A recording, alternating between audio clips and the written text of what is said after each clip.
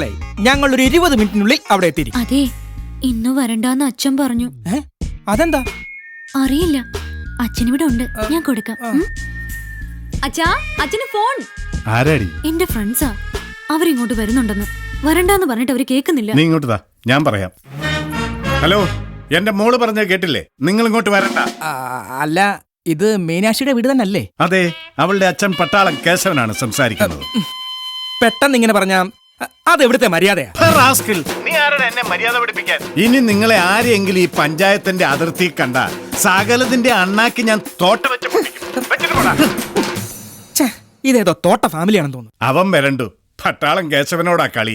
ഇനി ഈ ഏരിയയിലേ വരില്ല. ഞാൻ ഒരുങ്ങി നിൽക്കട്ടെ അച്ഛാ? ചെല്ലു മോളെ, ചെല്ല്.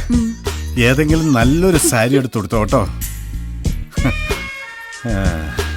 എന്റെ മോൾ ഇത്ര അനുസരണയുള്ളവളാണെന്ന് എനിക്കിപ്പോഴാ മനസ്സിലായത്. ദൈവമേ, ഇന്നെങ്കിലും എന്റെ പ്രേമ സന്ദേശം മീനാക്ഷിക്ക് കൈമാറണം. മീനാക്ഷി, എന്റെ മീനാക്ഷി, സിംഗാരി കളിയാടാൻ വാ എന്റെ.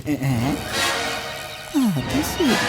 എടാ ശിവൻകുട്ടി, നിന്റെ ഈ പ്രേമം ഞാൻ മുളയിലെ നുള്ളുവടാ. ശരിയാക്കി തരാം. ആഹാ, എന്റെ അടുത്ത നിന്നെ ഞാൻ.